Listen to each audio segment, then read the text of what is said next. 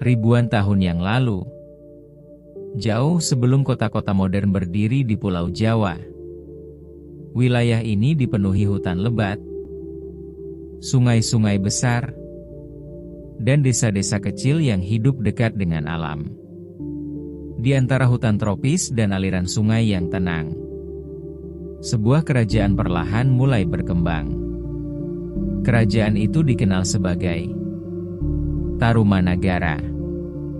Kerajaan Tarumanagara berdiri sekitar abad ke-5 Masehi, di wilayah yang sekarang kita kenal sebagai Jawa Barat. Pada masa itu, Pulau Jawa belum menjadi pusat peradaban besar seperti berabad-abad kemudian. Namun di wilayah barat pulau ini, sebuah kerajaan mulai menunjukkan kekuatannya. Tarumanagara tumbuh di daerah yang subur, dengan sungai-sungai yang menjadi jalur kehidupan. Air sungai memberi kehidupan bagi pertanian, perdagangan, dan perjalanan manusia. Masyarakat pada masa itu hidup sederhana. Mereka bertani, menangkap ikan, dan memanfaatkan hutan di sekitar mereka. Namun perlahan, struktur masyarakat mulai berubah. Pengaruh dari India mulai masuk ke kepulauan ini, melalui para pedagang yang berlayar melintasi samudra. Mereka membawa barang-barang berharga, seperti kain, perhiasan, dan rempah-rempah. Namun mereka juga membawa sesuatu yang lebih besar: budaya, agama, dan sistem pemerintahan. Dari pengaruh inilah, kerajaan-kerajaan awal mulai terbentuk di Nusantara. Salah satunya adalah Tarumanagara. Nama Tarumanagara sendiri dipercaya berasal dari kata tarum. Tarum adalah tanaman yang digunakan untuk membuat pewarna biru. Tanaman ini tumbuh di daerah sekitar kerajaan dan menjadi salah satu simbol wilayah tersebut. Di antara para raja yang memimpin Tarumanagara, ada satu nama yang paling terkenal dalam sejarah. Namanya adalah Raja Purnawarman.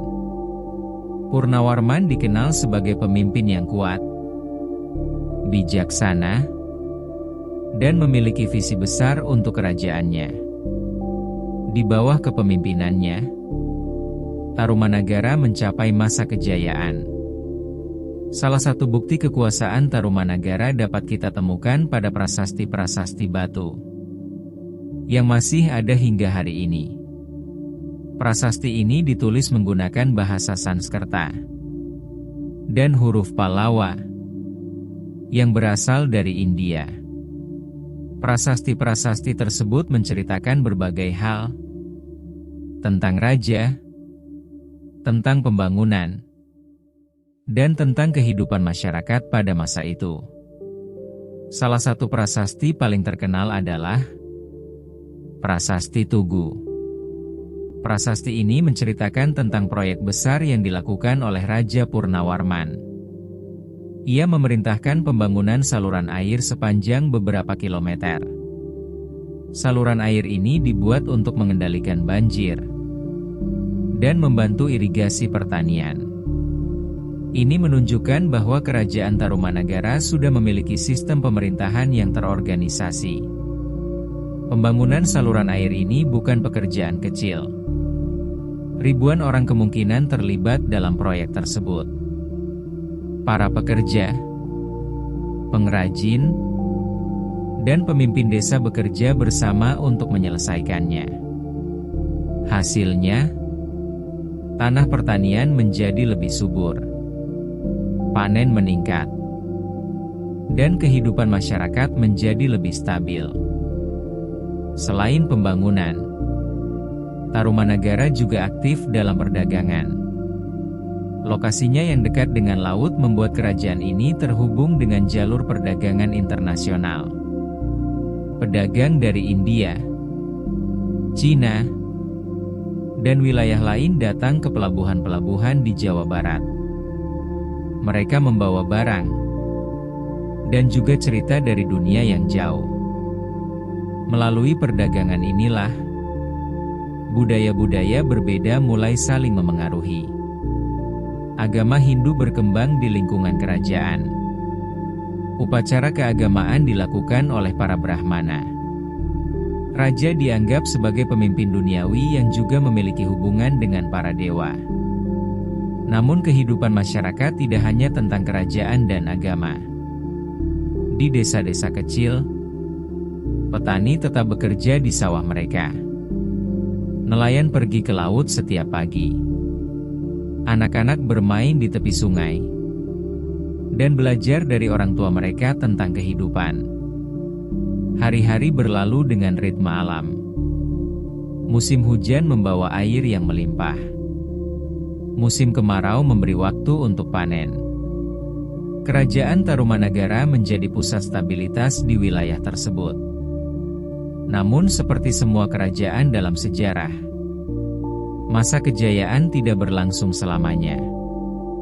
Seiring berjalannya waktu, pengaruh Tarumanagara mulai berkurang. Kerajaan-kerajaan baru muncul di berbagai wilayah Nusantara.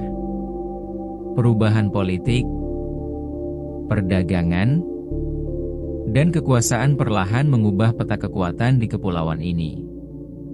Meskipun demikian, warisan Tarumanagara tidak pernah benar-benar hilang. Prasasti-prasasti batu yang mereka tinggalkan tetap menjadi saksi bisu dari masa lalu. Para sejarawan mempelajari prasasti ini untuk memahami bagaimana kehidupan di Jawa lebih dari 1.500 tahun yang lalu. Melalui tulisan di batu, kita bisa mengetahui nama raja, proyek pembangunan, dan bahkan gambaran kehidupan masyarakat. Tarumanagara menunjukkan bahwa peradaban di Nusantara sudah berkembang sejak lama.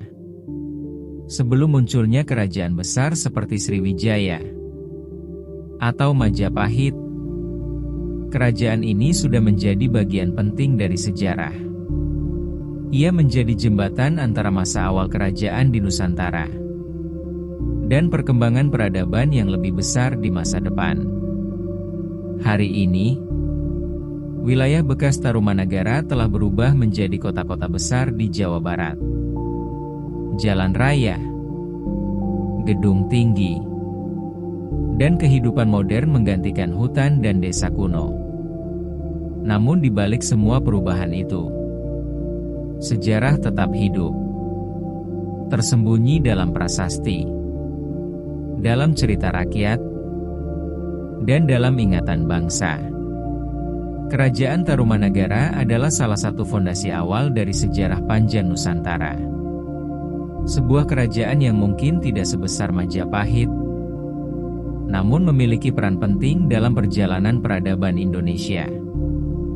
Dan ketika kita melihat kembali masa lalu, kita menyadari bahwa setiap kerajaan, setiap budaya, dan setiap generasi telah membantu membentuk Nusantara yang kita kenal hari ini. Sejarah Tarumanagara adalah pengingat bahwa peradaban besar selalu dimulai dari langkah kecil, dari desa-desa sederhana, dari sungai yang memberi kehidupan, dan dari pemimpin yang memiliki visi untuk masa depan. Dan kisah Nusantara masih akan berlanjut.